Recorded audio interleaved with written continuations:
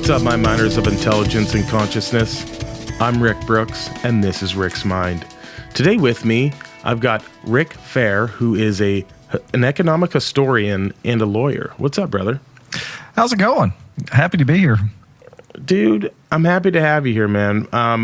We've got a lot to get into, but I think a really good place to start, kind of chatting would be your background in economic history. And I'm kind of wondering if you could tell our listeners a little bit about the particular field that you've really been focused on in your academic career.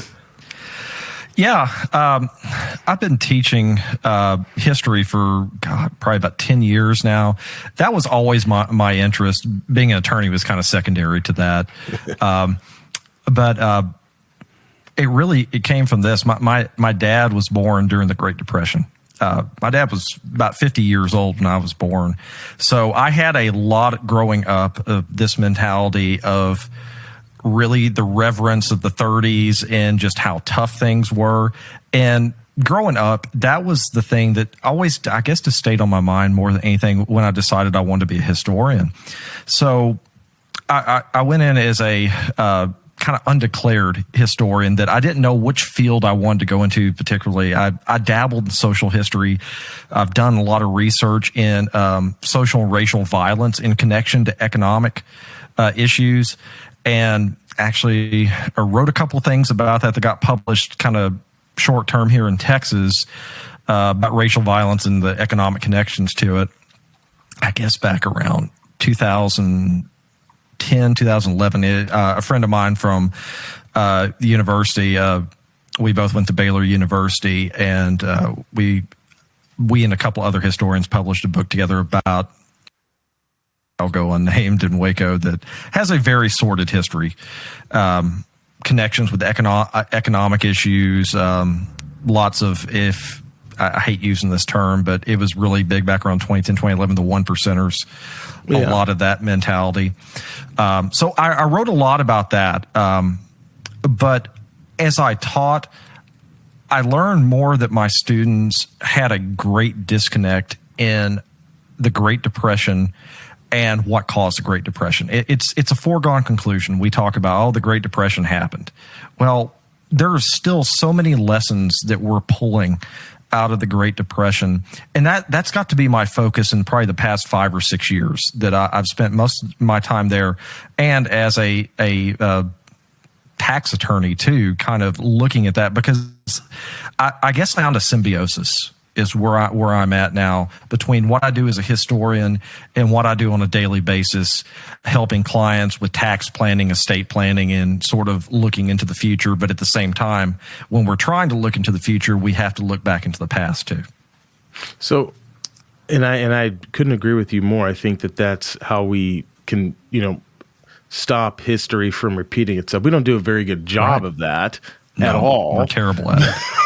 I know. But that's the most historian answer I could ever give you is we're absolutely awful at trying to prevent problems. It's terrible. I mean, you look at what's going on, and I need to be careful because I will get on a very large nerd rant about, if you look at what's going on, what happened in Rome, where they just kept effing over all the Italians and not giving them citizenship, and it just kept happening over and over. And you can draw similar parallels to kind of what's not necessarily that exact parallel, but what's kind of happening in the United States with the government having complete disconnect with the people, and the rich getting richer and richer, and not that I don't have any animosity towards someone that has accumulated a lot of wealth, but at a certain point, if you keep fucking over the masses, something bad is going to happen. Eventually, you squeeze a particular group of people until they snap and they rise up and they revolt. And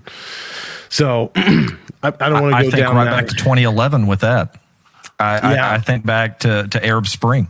That's a perfect example. And that was such a fertile time to be teaching this, because it was like the first time that I saw students make this connection that these things actually do break. The levee proverbially does break at one point. Yep.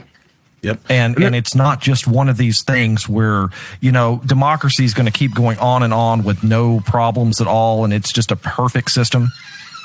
It's not perfect. Let's be honest. Nothing's perfect. No, not at all, not at all. But one of the things I wanted to kind of get, did you kind of look into the Tulsa race massacre of 1921 during your study? Because that's something that a lot of people don't know about, and I don't know. I wanted to kind of pick your brain about that a little bit. Yes, it was on the periphery of a lot of study I did. I mainly focused most of my studies on World War I and the connection between World War I and what led to the Roaring '20s and the Great Depression. So okay. I guess I'm the boring historian, as much as being a tax lawyer is kind of boring, that I come from this perspective of looking strictly, almost economically at everything. And that's kind of a boring place to be, but I try to pull the social in. The Tulsa race massacre, I can think of that in connection to a ton of stuff I can think of here in Texas that happened. Lynching was a huge problem during the late 1800s and early 1900s. I actually wrote a chapter in a book about a lynching that occurred in a town called Waco, Texas, and in 1916. It was actually one of the first cases I ever researched. And that prevalence of that racial inequity mixed with the economic inequity that happened as soon as World War I started, I think there was a lot of fuel that happened at that period. Let's dive into, you're saying, economic inequities. What are those? Because I'm having a tough time figuring out what those are. If we really go back to the Great Depression, what we can see starting around World War I is the 16th Amendment got passed, which was the income tax, which allowed the United States to levy income tax, and it was aimed only at the top 1 or 2% of people. But it had a creeping effect. And it's the same thing that happens today. It has been creeping since 1916 that, okay, well, we're only going to affect the top 1 to 2%. Oh, now we're at the 5%. Now we're at the 10%. And then you get by the 30s, almost everybody is subject to federal income tax at some point. And so there's an institutional aspect to this. Now, we have to put this on balance during the period of World War I. Wars cost money. And the government was looking for any way possible to fund war. So one thing I wrote about in this growing inequity is the problem of using, I don't want to call it the social media era, but my students always referred to as me talking about the social media of the era. And that was propaganda. Yep. Propaganda was so hot in World War I. There is one class I teach where all I show is World War I propaganda posters to try to induce people to take their life savings and invest in U.S. bonds. You'd see them in post offices. You'd see them at the grocery store. You'd see them everywhere. That was the propaganda, and that was the social media of the time. And the goal was, on one side, the United States did not want to look desperate for money by raising the interest rates on these bonds sky high, because it would have this sort of inverse effect where the only people who'd buy the bonds were the rich, and the rich didn't want to contribute to the war. They wanted the middle class and the lower middle class to fund this war. That was the goal. And as a historian, I'm going to say that is absolutely my assessment of what this war was about. So it had a creeping effect into the 20s. And by the time we get to the 20s, World War I ends, and essentially Germany is paying back war debt on the backs of its citizens and paying back the rest of Europe and the United States. So now we have growing economic disparity going on internationally, but back here at home, we won the war. We're building everything. Everything's great.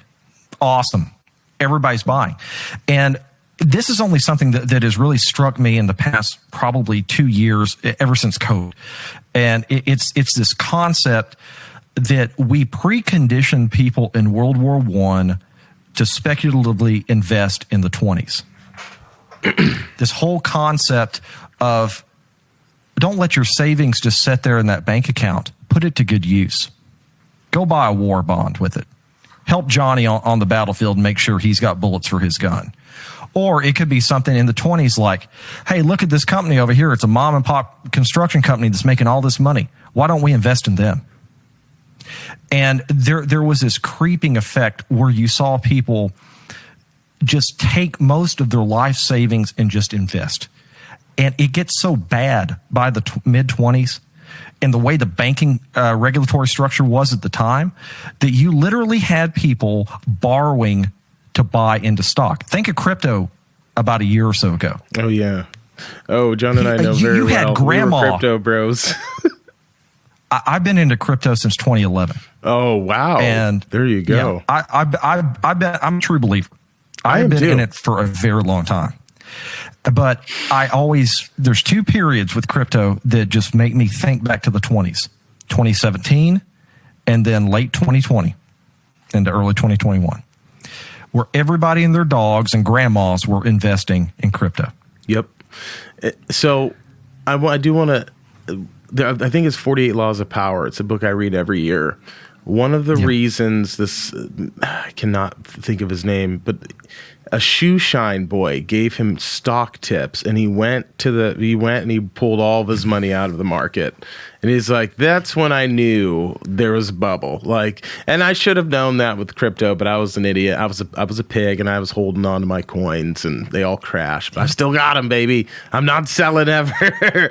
But I didn't put my life savings into it. I was gambling. It was a good time. I'll tell you a cautionary story about that. I had a friend that had a decent size holding. We're talking a couple 100,000 in there, and he put it in probably about a third of the way up into 2017, and then the beginning of 2018 rolled around, and he ladder stepped his way from a couple 100,000 down to under 10,000. And no one could convince him. No one could convince him that this was not going to go back up. He basically cashed out, I think, at less than like $25,000 after it was all said and done. And he's not the only story. I had students telling me that they put in like $5,000 and they borrowed it, and now they're in debt because of it. And oh, hey, you're an attorney. Can you help me? Because the debt collector's at my door. Oh man! But it's psychological. Yeah, that's the other thing I've learned over the years of being a historian and also as an attorney. There is such a psychological aspect to money. Well, I mean, yeah, 100%. Because, like, I mean, when you are right, even if it's a bubble, and you just, I wouldn't get off my. I was in the Wall Street Bets chat rooms when I was holding AMC. I missed GME. I missed that one, but I was there, and I got on Doge. I bought in a Doge at like 7 cents, and I just watched it, just shooting up. And I was like, I'm a genius. Like, I fucking got this. You bought in at 7 cents. I bought in like when it was like there was at least 3 zeros. Before the 3 zeros in front of us. It was fantastic. It was fantastic. But the rush that you're on, it's like doing tons of cocaine and having the best time of your life, just watching you're making money doing nothing. Like, this is easy. It's a lie. I would lose money again for that feeling. It was awesome. It's fun. I went into it, not all the money that I put into that was money that I could afford to lose, obviously. Right. And that's the way it should be. I mean, you don't put your life savings into something like that. I remember when I finally pulled my money out, a good portion of it, I guess it was early this year when the warning signs were there. I was a big Ethereum bro.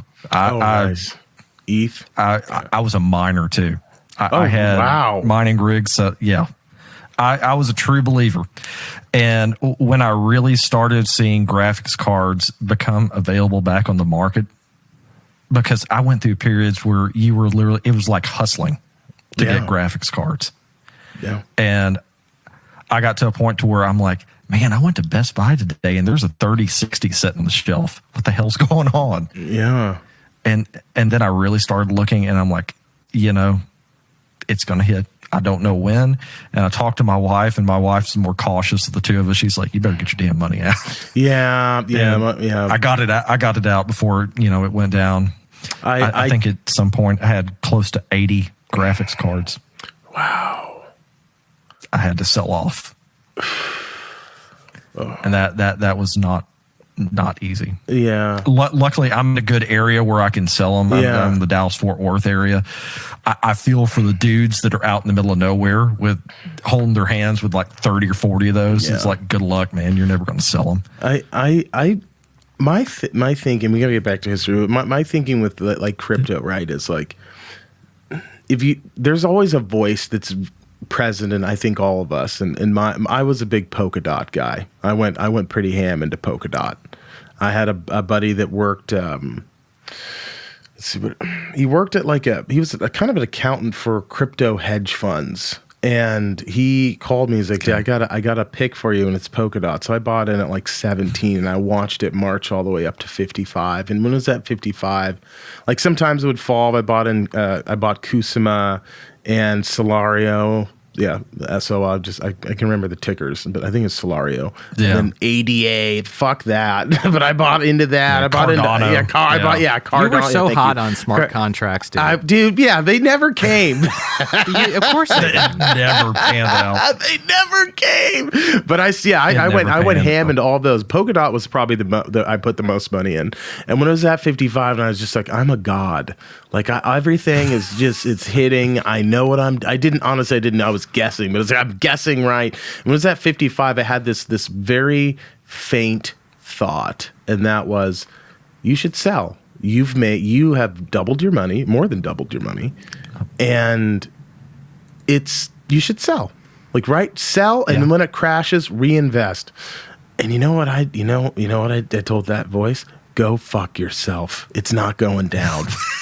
See, I had the same kind of thing when I bought into Doge in early February or late January. So it was like still pretty late, but like just before the rise started. Like I said, I bought in at like 3 or 4 zeros. I can't remember exactly, but I ended up selling it in May when it was really running about 3-4 days before Elon Musk was on SNL. That I was like really just consternating over. I was like, I really feel like I should cash out. This is really good. And I was on, I remember Wall Street Bets or the cryptocurrency subreddit, and I commented, it was like, yeah, I bought in at this. I've got this much. I really feel like I kind of want to sell, but I also don't want to. Like, what do you think? And there was like 5 people that were just like, what the fuck are you doing? You're up 3,000%. Sell now. And I was like, okay. And then I just sold it. Oh, smart. Yes, crypto, very addicting. I believe in it. I think it's going to happen at some point, and I think that it'll do what it did in 2021 at some other point. It could be 10 years, could be 5. I don't know. I would say buy a bunch right now, and because it's cheap, and hang on. I think, cheap, yeah. And I think that we're about to see that. The economy. The stock market, I have lost a lot of money. I think all of us have. That if you've been investing, but that's just, I have 30 to 40 years before I retire, so I'm not tripping. It's not fun to see red every day, but it's a fact of life, you know. But I do want to. They always promise us our 7%.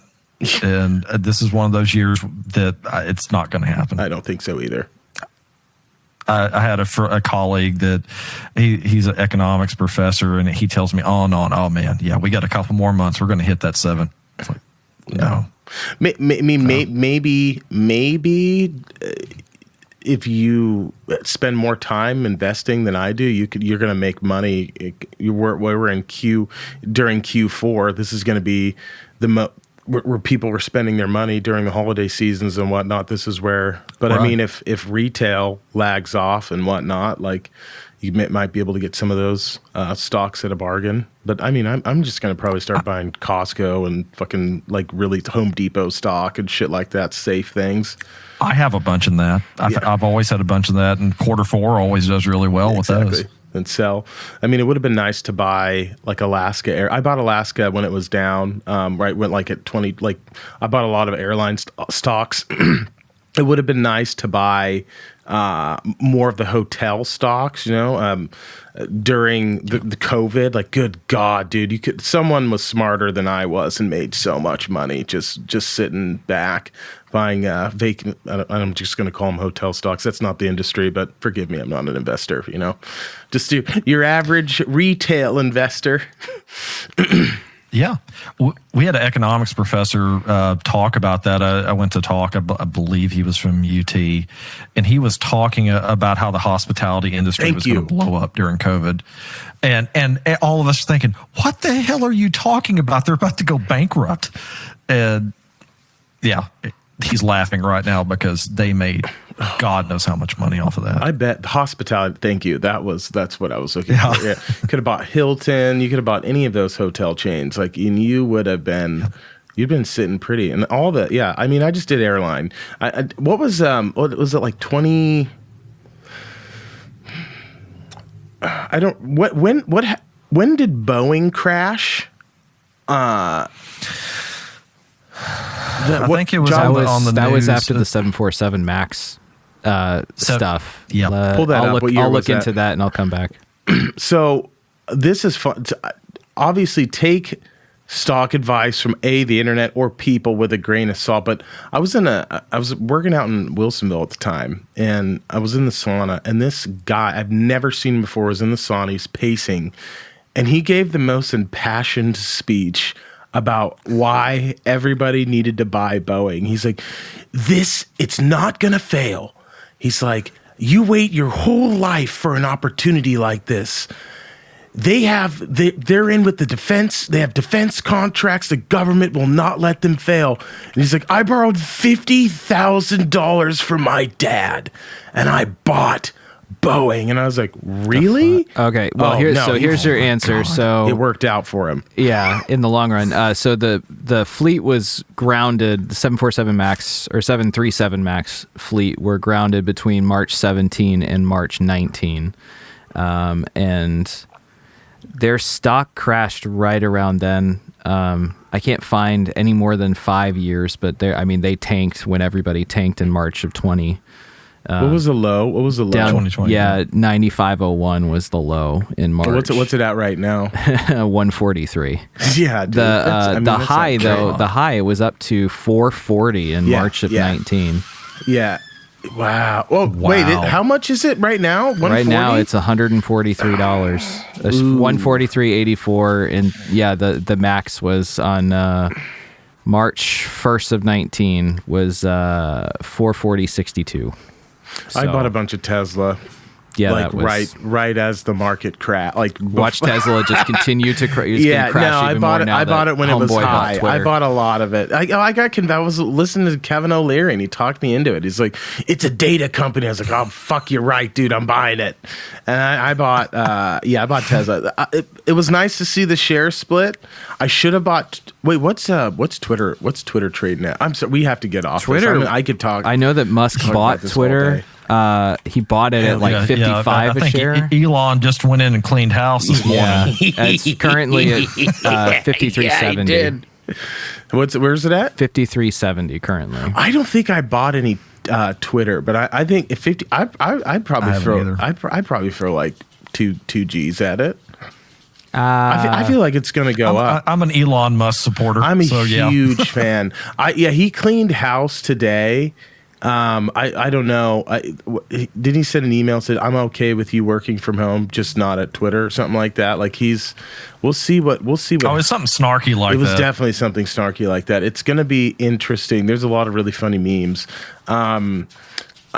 Yeah, that's we can get into that too, but we are so far off topic right now. I love that, and you know what? We will have you back on. It's good to have an economics guy in my pocket, but I do want to get into more of the historical ramifications, and I want to bring that back to what you kind of think is going to happen modern day, because I really do think. And I don't want to be doom and gloom, but I do feel like we're already in a recession. It's just how bad is it going to be? So I want to go back to 1920s America is where we left off. And I want to talk about, so people are being convinced to buy in the stock market right now. They're putting their life savings in it, and that's kind of where we left off. Right. The problem that we saw that happened through the mid 20s, and I guess it was around 27, 28, and then it really hit a peak in 29, was aggregate demand slowed down. And I don't want to go to, economics 101 terms here. We hear about GDP all the time.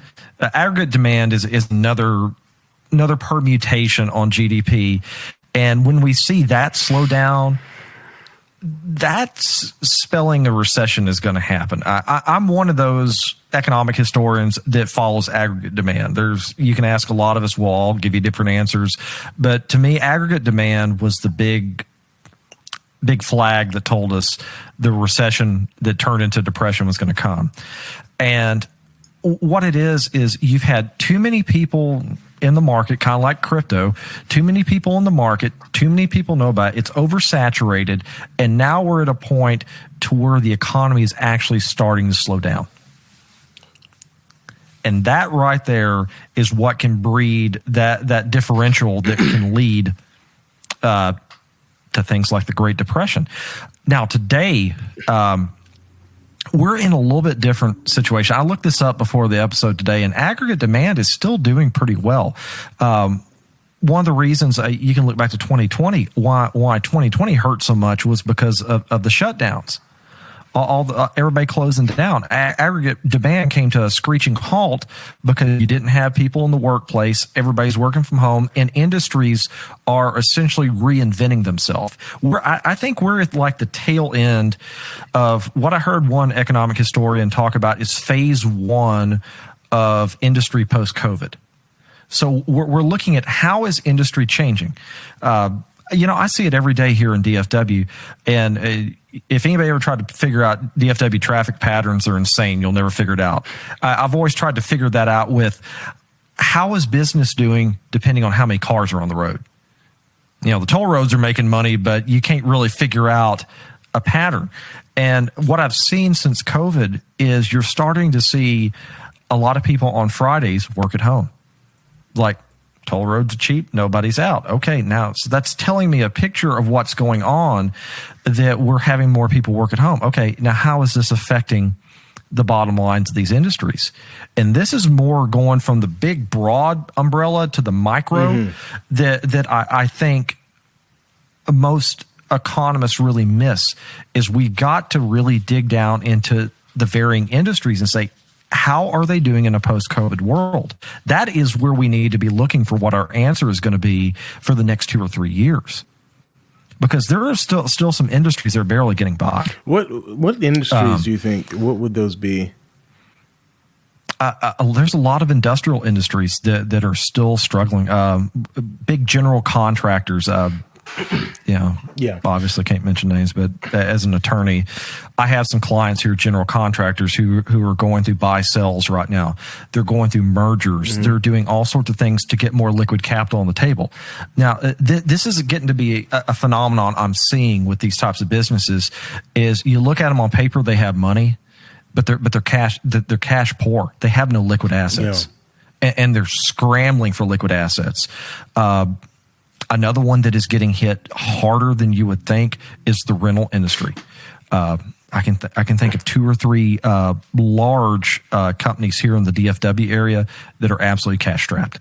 Because why is that? Because that's counterintuitive to my thinking, right? I'm right. I think about rentals. I think when the economy's down, you're going to do better because a lot of people might not be able to afford their houses, and then go and have to either their house gets foreclosed on, and they have to either go back into apartment complexes, or they have to go into like a single family home or a duplex or something like that. So we've been told our whole lives that like real estate is pretty much bulletproof. I mean, that's true to a certain extent. What's going on in China is a bit different, right? That's more of a Ponzi scheme situation that's going on in China, but here it's very different. Yeah, very different. But I'm wondering, why the rental industry? Would it be because there are people like Blackwater that are VC firms that have bought a shit ton of houses, and they don't have enough tenants to fill them? Is that kind of the issue?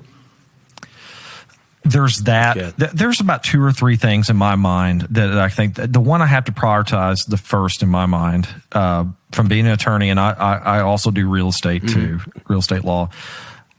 We had a lot of clients after COVID that they could not kick out tenants because of all the shutdowns, all the federal shutdowns. Think about that. And there were 2 or 3 bigger operations I can think of in Texas that own a lot of real estate, a lot of apartment complexes, multifamily, and they were borrowing cash through COVID. Oh, PPE loans? Because of how many people. They get those PPE loans? The PPP loans, and then the EIDL loans too, and those are I'm going to tell you right now, those are the fucking kiss of death. Those damn loans will follow you after you die. Oh yeah. We've done estate planning for some family-run businesses that I know when the kids take it over in 10 years, they're still going to own those damn loans. Those are all governmental loans, correct? Yeah, through the Small Business Association. Yeah. Okay. Yeah, so you've got that on one hand, where what we're seeing is you have these businesses that are cash strapped, that borrowed cash just to make do during COVID, and now they're finally starting to make money again. Finally starting to make money and build up the cash reserves. So the cash reserves are not there. And if the recession gets as bad as a lot of people think, there's going to be a lot of these companies, these smaller to mid-level college town kind of rental companies I can think of, they're going to be hurting really bad because they're the most cash strapped, at least from my perspective and what I'm seeing in Texas. With that, you've also got what you pointed out. There were a lot of opportunists during COVID because of foreclosures. Bought up a metric ton of property. Yeah. And now that the economy is starting to recover a little bit, now that people are getting jobs, inflation's going up, but unemployment's still pretty okay for as it can be in a situation like this. So more people are buying again. And we've been in a bull run for the housing market. People had been borrowing up until about 3 months ago at just insanely low rates. So why the hell go rent if you can borrow at, sub 3% like some people were doing? So that's hurting these people who were banking, these companies that were banking on so many people renting. And so now we got this weird disparity going on where I'm seeing here in Texas a lot more lease to own properties. Ooh, interesting. That you have institutional investors that are saying, well, our eyes were bigger than our stomach, and now we have to start paring down on some of these properties because long term they're in these very nice school districts, they're in these very nice neighborhoods, and you're not going to find a family making $75,000 you can afford $3,000 to rent a month. No, that's just the reality of it. And with inflation going the way it is right now, I mean, you think of it this way. And I'm speaking from DFW because I know the area very, very well.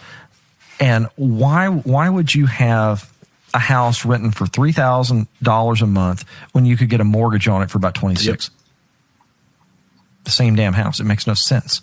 It doesn't. And yeah, taxes are fluctuating, but it should be cheaper generally to rent something than it would be to buy.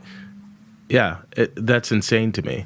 And that's the issue. The issue with I am all about people making money, but when you have these VC firms that are buying up homes and then almost artificially inflating the prices of houses, right? Like that kind of for whatever reason, we all have this weird emotional attachment to the American dream. Everyone's like, we got to be able to own a house. And when, you have people that can't do that because there's a bunch of money, man, that kind of fucking sucks. And it's not okay. But I'm totally fine with some dude that has, 10 properties, some business guy. But if it's like I don't know, I wouldn't want to pass any laws to stop it, but the ethics of it seem a little, I don't know, man. It's complicated. There's part of me that's a hardcore capitalist. I'm like, do it all. But there's also part of me that's like, I have real mixed feelings. Most of my clients are small to mid-sized family-run businesses, and these are good people. I would say 99% of our clients are good people. They're trying to do the right thing for their tenants. You know, the toilet breaks, they get somebody out there. Air conditioner breaks, they get somebody out there. They're good people. And these VCs you're talking about are the ones that are giving the rental game a bad name. I know. They really are. They really are. And I see more tenants now. And the way I've been drafting rental agreements lately is, and I hate saying it, it's so stupidly one-sided towards the landlord, because the landlords are scared as hell of getting sued. So they want to lock them down from day one when they send that deposit in. And it's damn near impossible to sue them unless it's something that affects public health, like, you know, the air condition out in, I know you guys are on the West Coast, but here in Texas, I mean, my God, we had 30 plus days of 100 plus in DFW. Air conditioning is non-existent here, sucked. unless the buildings were built like after 1995, 2000, maybe, and that might be generous, honestly. One of my favorite places on earth is up near you guys. I'm a big fan of a little town called Port Angeles, Washington. Huge fan. Beautiful. And out there, it's beautiful. I'm a mountain biker. I go out there and mountain bike every year. Really? It's gorgeous, and that's where I want to retire. I have a lot of West Coast sentiment in me, even though I'm from Texas. And that's the end goal. I will end up there somehow. Oh, yeah. We'd Yeah. love to have you. Just don't tell anybody. That's their only keep rule. it quiet on the way in. You're more than welcome. Exactly. Yeah, you don't say much in Texas about it either, because Texas is so weird. We're very southern in a lot of ways, but then there are parts of us that are very western in mentality. So I grew up in Alabama, but my parents they met in Texas. They lived in Texas for a long time. I've been to Texas a bunch of times. The way I always tell everybody is that, like, Texas is not the South. The South is like Georgia, Florida, Alabama, North Carolina, Tennessee, those places. Absolutely. Texas is Texas. It's its own place. It is. It's a great place. Every city you go into. Every city's, you know, they have their own flair, and you all kind of hate each other. Like, everyone's like, Austin's the kid that went away and dyed their hair, but is really artistic. And Dallas is, I'm very businesslike, but you still have a little bit of hippie in you. If you go down to Deep Ellum, at least when I was there, Deep Ellum was pretty like Portland. It was like this, like the Portland of Dallas that I've found. And then San Antonio's its own thing, and I mean, that's where I was born. Is Texas. I was born in Paris, Texas. That's awesome. So, but I've been Paris, Texas. I know exactly where that's at. Oh yeah, small town. Yeah, it's real strange because, you know, even here, I'm a huge baseball fan, huge sports fan, and I can't root for my own team right now in DFW. Please don't because say the Astros. My team. The Astros are your team? Well, I'm adopted Astros fan because my wife is from Houston. Okay. So I'm from the DFW area, but our Rangers are god-awful. They kind of always are. Yeah, Corey Seager did not save us, even though we got him from the Dodgers. No, you a football guy? I am. Dallas Cowboys. Yeah. Man, me too, man. Yep. Very unfortunate. Border raised. Yeah, my dad always said he was going to die before he saw the Cowboys go to another Super Bowl. He was right. He died 19, and he never got to see it. Oh, we won't. We live in Jerry's world, man. Jerry Jones. I used to have a love-hate, and it's skewed more towards hate this year than it has been in a long time, and that's unfortunate. My kids want to go see him play the Eagles. Like, I think it's on like Christmas Eve or something like that, and we're going to go see him play the Eagles. And I've looked at the price of those tickets. I'm like, my God, I'm a lawyer, but Jesus Christ, it's expensive. Yeah, don't buy a bottle of water there. You're going to be paying $20 for it. I got every Cowboys fan must return home though, so I'm planning a trip out there. I gotta see the stadium. I've heard cool things, so that's the plan. And then, you know, last time I was in Texas, I've been in there a bunch. Nice. Yeah, it's beautiful. I've been in a lot of high school football games, some college stuff there. Is beautiful. Very well worth it. And I actually took my kids to see WWE there earlier this year where they were at Jerry's World. Nice. Is that now? loudest I have ever heard Really? that place. Yeah, I don't understand WWE. Like, I want to. If it ever It's comes to just Portland fun. again, if it ever comes to Portland again, I'm gonna go.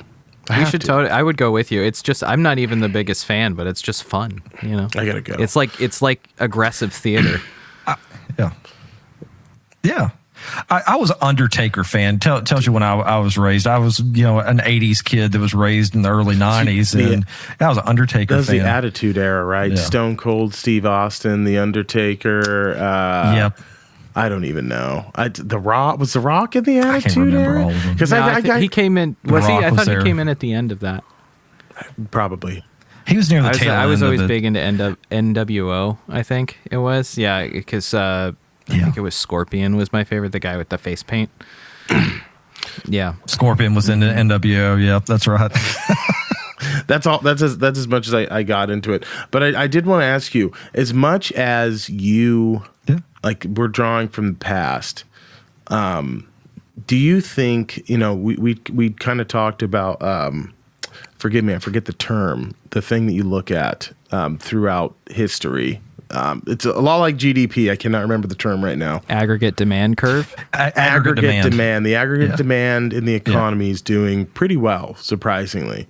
But like, are there any themes that you're seeing from circa 1920, or any patterns you're seeing right now? Because I always thought it'd be funny if we were roaring in the 2020s, then had a depression in 2030. Like, I always thought that would be serendipitous. History doesn't work like that, but I can point to two things that when I always teach about the Great Depression and the cause of it, I go down a list of about 4 or 5 things.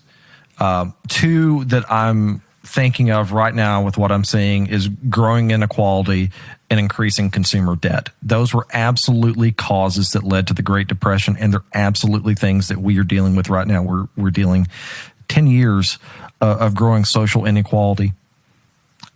Now economic inequality because of COVID. There are so many people who have been hosed that have not recovered, and some that probably will never recover. Businesses that will never recover from COVID. And you think of how much consumer debt was charged just in 2020 and 2021 alone to prop up people. That right there, to me, from how I've studied the Great Depression, those are the warning signs. Mortgage failure rates are still going up. No one wants to talk about it. It's a dirty secret that mortgages are failing. People are getting cars repoed. People getting cars repoed. It's still so there's a telltale sign, because I've noticed even on my little social media, right? You go to Instagram, Gary V, follow all these their tones are starting to change. They're starting to talk about saving money, and I heard Mark Cuban talk about inflation. Maybe you go and buy buy a bunch of shit. And I was like, Mark Cuban, what are you talking about? This is strange. So I've started to notice the people that are a lot of business leaders and entrepreneurial channels and whatnot. They're sort of, their messages are sort of starting to shift, and obviously they know more than I do. So I'm definitely thinking we're in for something. The trick is trying to figure out when that is, and it may have already begun. From the things you're telling me, it's already begun, right? You have the Fed.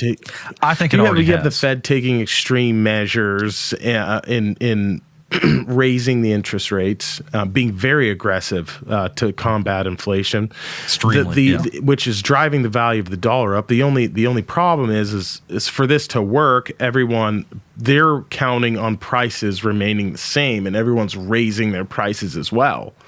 So that's the problem. Then it forces them. That's the problem with this recession or the inflation is that the majority of the inflation isn't there is inflation going on, but the majority of it is profiteering, is people just the gasoline prices is solely just fossil fuel companies gouging everybody to get all the money they lost in 2020 and 2021 from people not driving, and taxes too. Because I was just in Tennessee and the South, and it was like $3 a gallon. I was like, oh my God, what was it? I think it was September. What was inflation, like 8.6% or something like that? So Pull that up. It was like slightly better, Like that, but they weren't included. I forget. My mom and I were talking about this, and she. John, you want to pull that up? Yeah. Let's see. September. But yeah, there's a lot of. I think it's begun, but I mean, when is it actually going to hit? That's the $1 billion question, right? It's already hit. I keep hearing economists say that we're going to turn the corner by quarter 2, 2023. I'm probably doom and gloom, but I am extremely skeptical of that.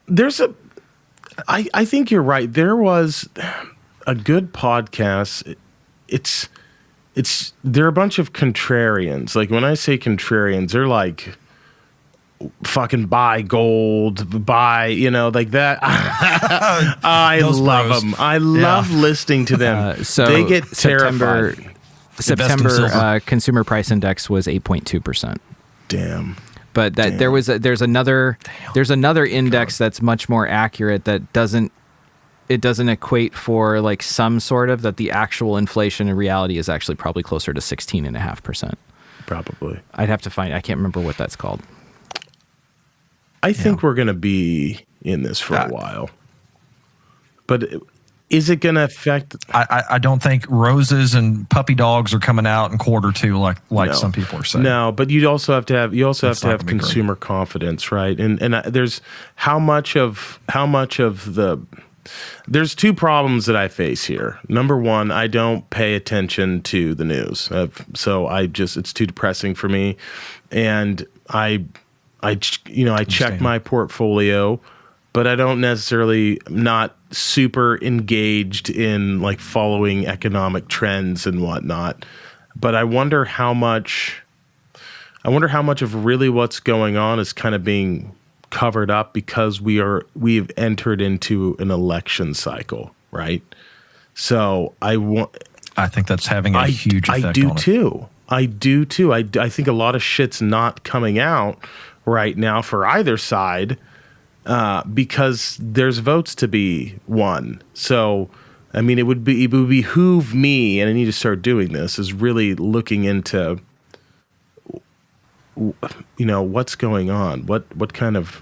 That's when it gets difficult to find the news, is when you have to, like, you don't watch the news or read the news. You read everything that's going on around the big stories, because then that's how you can figure out what's actually happening. Yeah. Like, what is it? I've seen lots of figures that statistically, like, and adjusted for inflation, we're at a much higher wealth disparity now than we were during the Gilded Age. I think it's 69, 70%.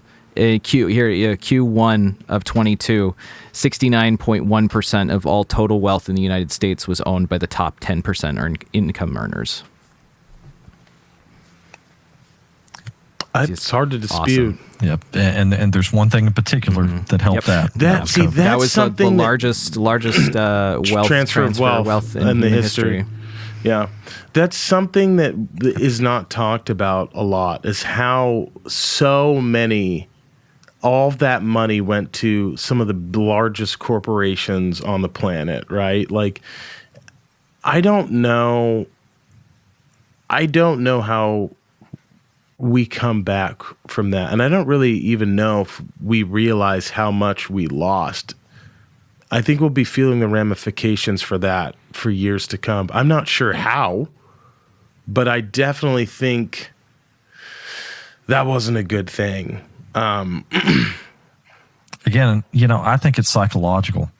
I think with the lockdowns and everything like that, just the fact that people can go out and eat dinner with their spouse if they want to, that was seen as, oh God, we'll never be able to do this again for 2 years. Now you've got that psychological aspect of it, and no one's thinking on the underlying of, we're never going to be the same economically. This is going to take years to sort itself out. I mean, you look at the Great Depression. It hit in 29. You could argue, and I'll agree with this. Most historians say around 33, the we start stabilizing and working our way back up. But we had one little pesky thing called World War II that helped us accelerate that greatly. We have something right now that I don't like being a damn contrarian this much, but I look back, and the thing I think of the most is I graduated with my master's degree literally 2 months before the recession of 08-09 hit. And you want to talk about the world's worst job market to enter? Good Lord. That was a terrible, terrible time to come out. And you've got a master's degree in history, and the only thing you can do is teach. And I've already got a kid, and it's like, oh my God. You know, and I remember talking to my dad about it. He's like, well, son, this is how it was back in, the early 40s. I'm thinking, wow, history's kind of repeating itself here, and no one saw it. But I think right now we kind of have this blind side to us the same way we did with the housing bubble. I mean, we're kind of seeing it right now. That these mortgages that people were underwriting for stupidly low interest rates. Again, we had all these things that were put in place after 08 and 09, trying to verify income, trying to do the right thing. But with any housing boom, you start seeing people get a little bit cavalier, a little bit maverick about how they do things. You got to make that money, those commission checks, bruh. That's exactly what it is. And you're going to have, I think, a lot of C and D prime level mortgages that are going to go into default if we don't get out of this inflation within probably 2 or 3 cycles. I mean, there's one thing, though, that we haven't talked. We're totally off script right now, and I love it. But there's one thing that we haven't talked about that would probably save us. And I mean, you've got... Don't say war. Oh, buddy. You've got uncertainty. John, hold on. You need to be muted here. You've got uncertainty in Europe. No, I don't want this, God forbid. But all I'm trying to say is we're making a shit ton of money selling guns right now in Ukraine. The government is. If you also start taking a peek, and I have no idea how I know this, so John Verify could be making things up. I don't think I am. The United States has finally started pivoting its attention towards Africa, and there's a bunch of contracts that have been rewarded to build things in Africa because we figured out that we needed to start competing with the Chinese because they've been there for 30 years building roads, ports. And so I'm looking at the kind of the landscape around, and I'm like, man, I don't know, maybe we might be getting into something pretty soon as a way of getting out of this. I have no idea. I think internationally is what that X factor that we need to be paying attention to. Ukraine. I can remember the day I went and taught a class the day it started. I remember I had a student ask me, "Professor, are they going to nuke people?" And I'm like, I'm an economic historian. Don't ask me these damn questions. I don't know. but I remember the response I gave, and I recorded it because I used it for the next 2 or 3 classes I taught. And I basically said, we have not paid attention to a part of the world for at least 10 to 15 years now. This is something that we have turned a blind eye to, arguably going back to before 9/11. When Russia invaded back in the late 90s. This is something that has been festering for 20 years, and that we've kind of kicked that proverbial can down the road for so damn long now, it's finally coming to head. And so I think this is another thing. You got COVID on one side, and now you got the X factor of Russia trying to assert military dominance. These are things that we were utterly unprepared for. And I think we have to pay attention to it, but we also need to there's a lot of propaganda that's going around about that. Like, people are very uneducated on that front because it wasn't provoked. Like, this has been going on since the 90s, like you said, but we agreed not to expand NATO. Then we did. We kept doing it. We kept poking the proverbial bear, right? Now, I'm not excusing the actions. Those are, invading a sovereign nation. is complete bullshit, and it is illegal. But to be honest, we've also done the exact same thing with Iraq. Not saying and that. See, this is just the complexity of it's just international politics, and international policy is one of these things that I feel just woefully inadequate to explain. I have colleagues that are just so brighter at this, but just my simple mind, the way I see it is we have been trying to maintain an equilibrium since 9/11. The terrorism has been the sole focus of the Western world for almost 20 years now. And now the veil is being lifted, and we're looking at something beyond terrorism. That is a really good point. That one that I haven't given a lot of thought to, because we have been on the world stage since we've been so focused on fighting wars and terrorists and stuff. We have been outmaneuvered on a lot of fronts, especially by the People's Republic of China, Russia. You look at like the India not kind of backing the United States, and forming that little pact with China, Russia. Like there's a lot of things. There's a lot of relationships I feel like we've potentially neglected. I'm talking a little bit out of my ass right there. I'm not 100% sure, but like no, you're on par. No, and so it's. I see a connection between what we've done in the past 20 years right now to how we fought Vietnam. And then the early 70s, the gas crisis in the early 70s. And there are connections. And I think if, to not go microscopically into it, but kind of look at the bigger picture, this is the problem when America decides that we are going to myopically go after one goal. We're going to defeat communism in Vietnam, or we're going to defeat terrorism in Iraq and Afghanistan. You put on blinders. Really is what happens. This nation is a very interesting.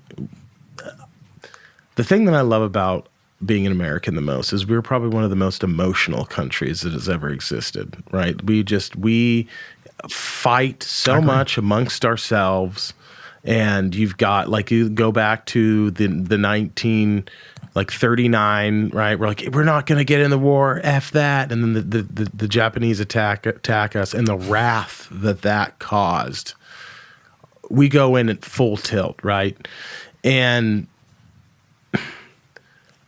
you think about 9/11, right? We have Bush Gore, like Bush wins the presidency by such a narrow victory, and everyone's kind of pissed off, and it's not nearly as divisive as it is today. And then when those towers fall, there's fucking flags everywhere, and it is like everyone's hurt and shocked and all wrath. And at that point in time, to put it into perspective of our military capabilities, Iraq and Iran fought a war, and it took Iran 8 years and hundreds of thousands of lives using human wave techniques to defeat the Iraqis. Not only that, the Iraqis also used chemical weapons, mustard gas and shit, on the Iranians, right, to drive them back. We took pretty much alone with, I think, Japan, a little bit of help from Japan and Great Britain. We were in too. Baghdad in 21 days. Shock and awe, right? We used a shock and awe campaign. It was all 200,000 troops. I mean, that opened up other problems on the international front, because the whole point of us using the shock and awe campaign was we don't want any military problems with anybody else. We want to show everyone how badass we are so they don't poke the bear. But then that opened up the lane for asymmetrical warfare, outmaneuvering us. And that is the one weakness that America has always had, is our foreign policy and diplomacy has always been garbage. We don't generally tend to use foreign policy and diplomacy as a weapon. We never do that. Very rarely do we do that. We might sanction people, which doesn't fucking do anything. It just makes the people that live in that country that are innocent completely suffer. But I could go on about this for hours. But those are some of the problems that I see. Yeah. This has been going on since the turn of the 20th century. The thing I think about that just came to my head, you talking about the whole idea of shock and awe. Teddy Roosevelt, as soon as he became president, built up our Navy bigger than it had ever been. And what did he do? He sailed our great white fleet around the world to say, look how badass we are. Don't fuck with us. DR, man. Yeah. That's big. That's what he called big stick diplomacy. He was right an imperialist. That's what you did. Teddy Roosevelt, he was a very interesting. I mean, the Rough Riders with the Spanish-American War. That's something, that can. Oh my God, me too, man. Me too. I love it too. Even the racial part of it. Like I loved it when they had all these Americans go down to. I believe it was Haiti. Was it Haiti? I think it was Haiti. Oh my God, John, pull it up. Cuba. Oh fuck, thank you. Cuba and the Philippines. Yeah, that's not good. When they went down there and they saw the people, there were these revolutionaries. They're all black people. They're like, "Wait, what? I'm so confused by this." That's when they changed their mind about whether we wanted to annex Cuba. Yeah, my grandfather fought in the Philippine theater of that war.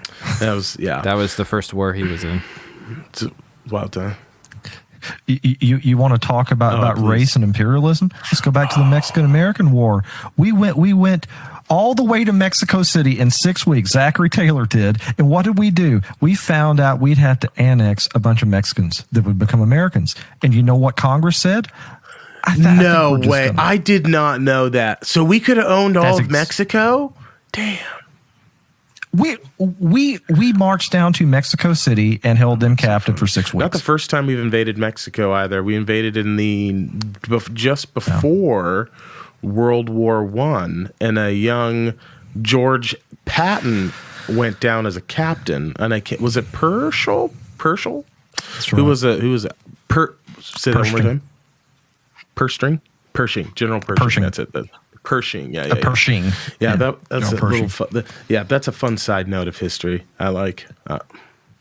Yeah, and see that's why kind of talking about what we've been talking about, World War I and the Great Depression. That was because that stupid Zimmerman telegram where the Germans said, "Hey, told Mexico, you want to help us beat the Americans? Invade." Yeah, you see how well that worked out. Yeah. And the sad thing is, it's always been with Mexico that they've always had counter-revolutionary problems of their own that they've never really been able to stabilize long enough to stay on the world stage. And that's, we always look at it, historians always look at it as, oh, that's just what happened there. But no, if you look at it, just the complexities that go back to the 1500s in Mexico and the amount of just a melting pot of different cultural and social identity there. That's the largest indigenous population. We don't get enough indigenous credit. population on the planet is in Mexico. Right. And we don't get enough credit when we teach, like I teach American History Survey courses. The books gloss over it.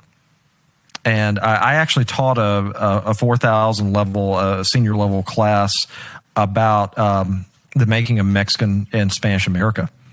And most students had zero idea, even those with Mexican American heritage had no idea of just how utterly complex that area behind me, that's Pancho Villa.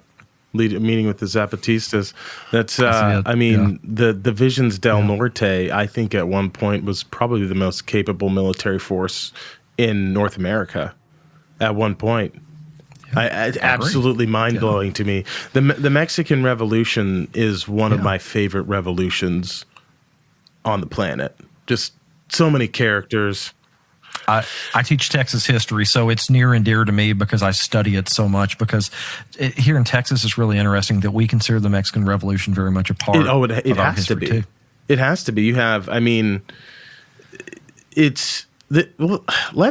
can't believe we haven't talked about Texas. Please tell me you've read The Empire of Summer Moon.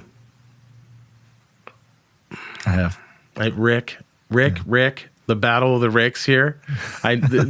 Do you see what's happening? We're becoming friends. Yeah, you're a nerd too. Right on. Oh, absolutely.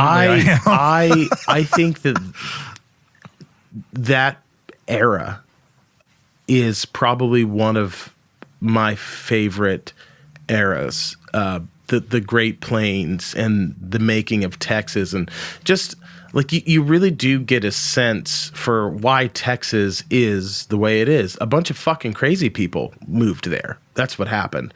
They moved there to be away from the government. They're like, this whatever's going on in like Virginia, where it's too much, too many rules. We're moving out here. You have the government of Mexico that's like, we're going to give you plots of land and you could just be your own thing because there's this tribe here that likes to raid. And they'll raid you and they won't penetrate into Mexico. And so all these crazy people moved down to places like, I'm thinking they've moved around Amarillo. They moved around the Texas-Mexican border, Laredo. And you'd have tribes from Nebraska that could ride all the way down deep into Mexico, just raiding, pillaging, murdering. And that tribe... all the Great Plains tribes, yeah. West Texas was not a very friendly place to be. I actually lived out there for a couple years, taught out there in West Texas, and that environment is not hospitable. And just to think of the conditions those people dealt with it's unthinkable. The summers in West Texas are not pleasant. Not at all. That is not a pleasant at all. place But to be. it's also a place where there's the second largest canyon in the world, I believe, and John, pull that up. I don't remember the name of that. But I think it's it's just outside of Amarillo. I don't know. He'll pull it up. Pauladero. Yeah, you are correct. I think it's Pauladero. So, do you know? I mean, do you know much history about the making of the Texas Rangers? A little bit. Mostly my understanding of it goes from the post-Reconstruction period through about the 1800s. That's sort of my era. When they reconstituted the Rangers during the Civil War and we were under military reconstruction in Texas, Rangers were basically abandoned and abolished. And then when we passed the Constitution Texas is still under right now, the Constitution of 75, 76, whatever you want to call it, the Rangers were reconstituted at that point. There's actually a governor from Waco that was very instrumental, and his name escapes me right now, but this is, I'm talking probably about 1877, somewhere around there. And the modern Rangers that we kind of understand to be came out of that, but we still had that weird period in the 1880s where that last era of the Old West, and that is one of my favorite areas to teach outside of economics.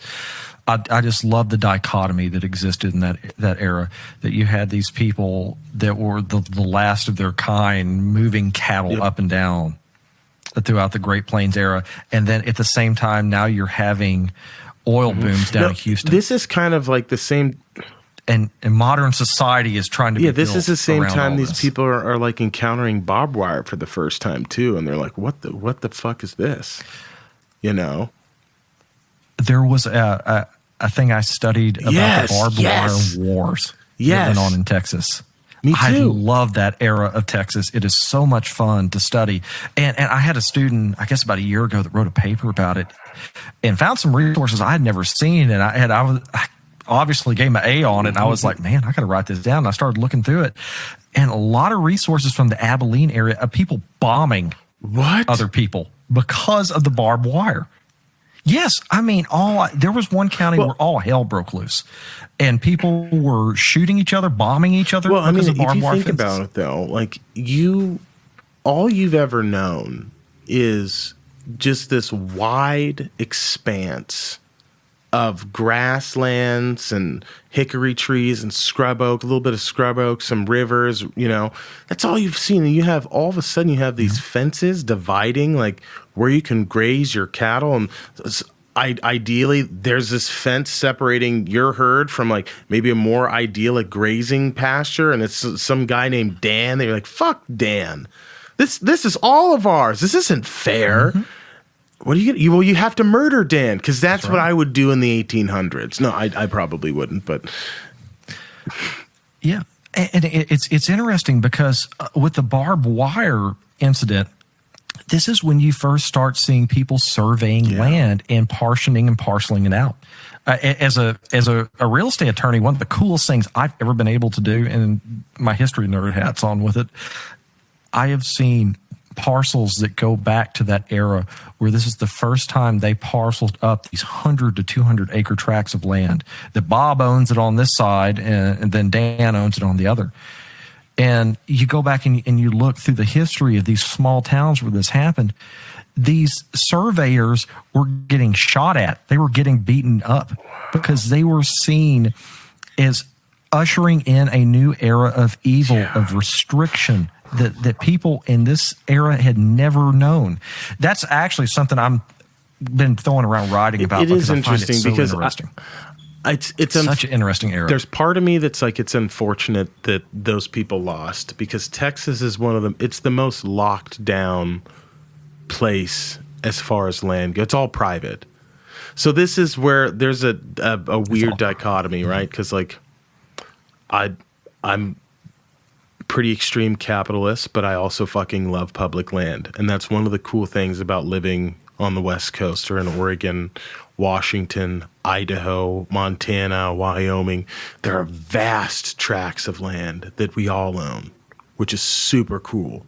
People can Oregon's graze the cattle on only state that has the entire coastline is public land and cannot no one can own the beaches in Oregon. I love it. And and I love that. I think that that's one of that's the best thing ever, because you do get what happens in Texas. Like, it's completely locked down. You have to pay money to go see any sort of, like, do you guys even have any, like, you do have a national park, obviously. You have like a few.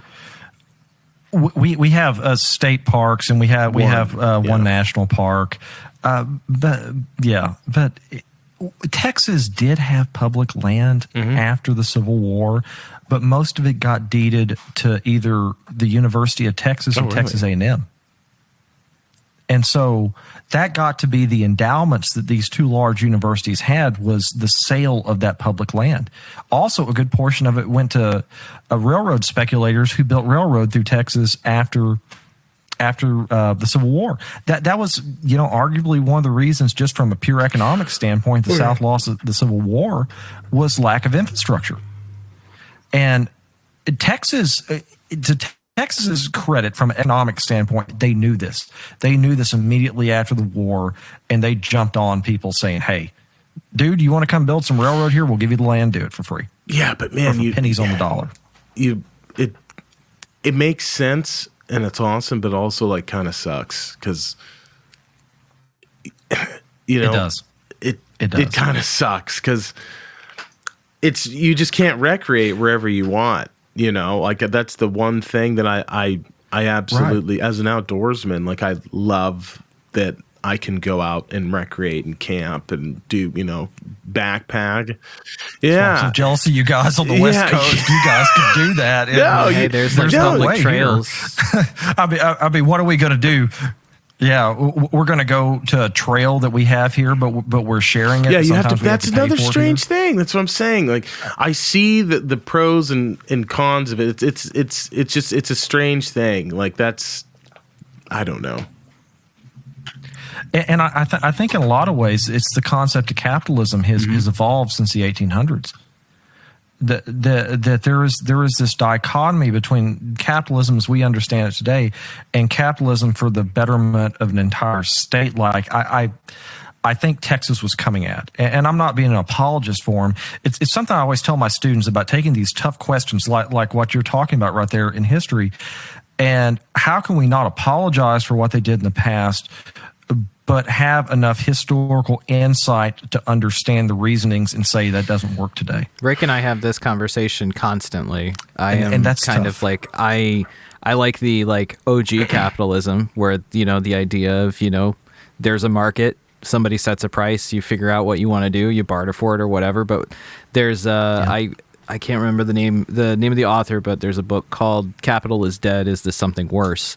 That the idea being that the person who wrote it is a Marxist, and they're coming at it from analyzing it from a Marx perspective.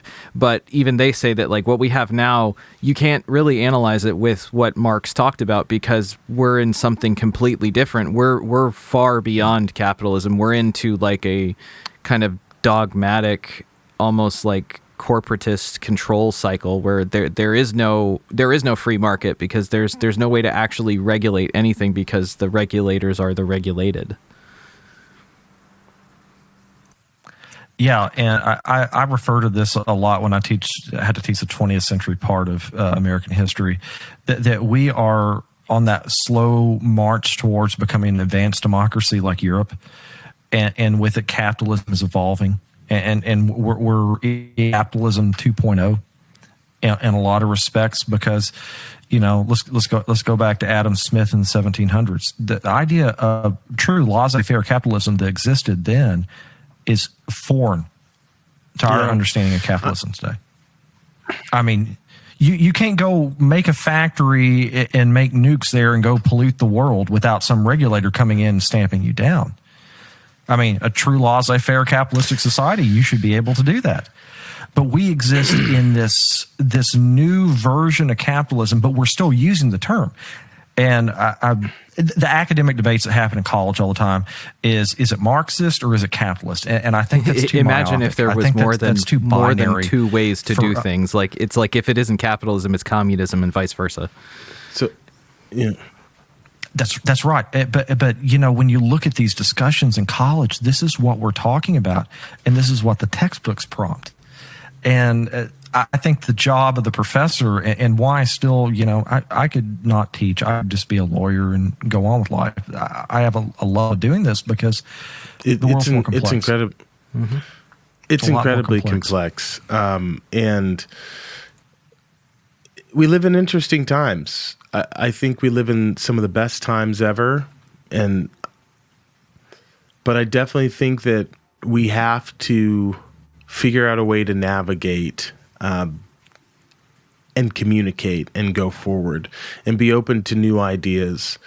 And the sooner that we're able to kind of learn that and learn how to listen and talk and also accept different viewpoints, the better off we're going to be. And Absolutely. I want to be respectful of your time. I'm definitely having you on again, man. I've really enjoyed this conversation. I'd love to. This so has been enjoyed fun. This is great. This has been fun. I'm excited. You're working on a book or anything? Where can the good people find you? I'm working. Hopefully, by the time this episode goes out, I'm working on my Ghost Lore Folklore podcast, which is kind of my baby. That's my love, is that subject, and hopefully start doing some interviews with some people. The thing I'm focusing on right now is the Resurrection Merry Tale. Kind of, you know, good for Halloween right now. But there are so many versions of this tale, and I just really want people's insight and information on this just to try to understand the historical and educational context behind it, too. So there'll be a podcast coming out. My wife and I are doing it together. It's called Spooky Context. We're calling it that. And it'll be up. We worked on 2 episodes so far. We'll get the 3rd published probably tonight is when we're going to do it. So hopefully look for that on Apple, Spotify, and Google. Fantastic. About a week or so. Well, Rick, it's been a pleasure.